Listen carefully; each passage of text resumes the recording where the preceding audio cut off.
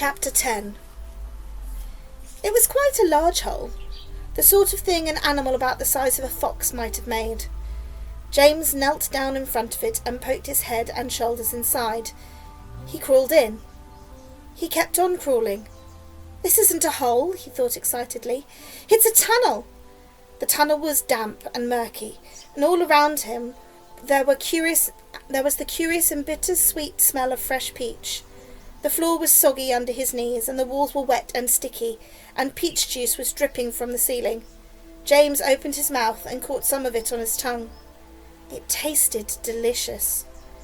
He was crawling uphill now, as though the tunnel were leading straight towards the very centre of the gigantic fruit. Every few seconds he paused to look, and took a bite out of the wall.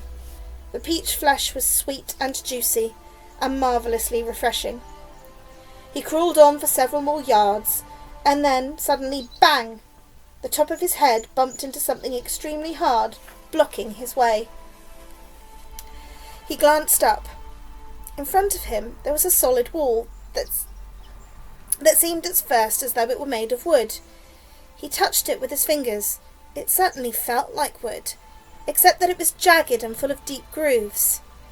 "Good heavens," he said. "I know what this is. I've come to the stone in the middle of the peach." Then he noticed that there was a small door cut into the face of the peach stone. He gave it a push. It swung open.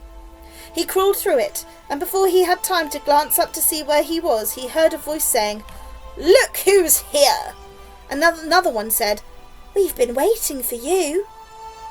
James stopped and stared at the speakers, his face white with horror. He started to stand up, but his knees were shaking so much he had to sit down again on the floor. He glanced behind him, thinking he could bolt back into the tunnel the way he'd come, but the doorway had disappeared. There was now only a solid brown wall behind him.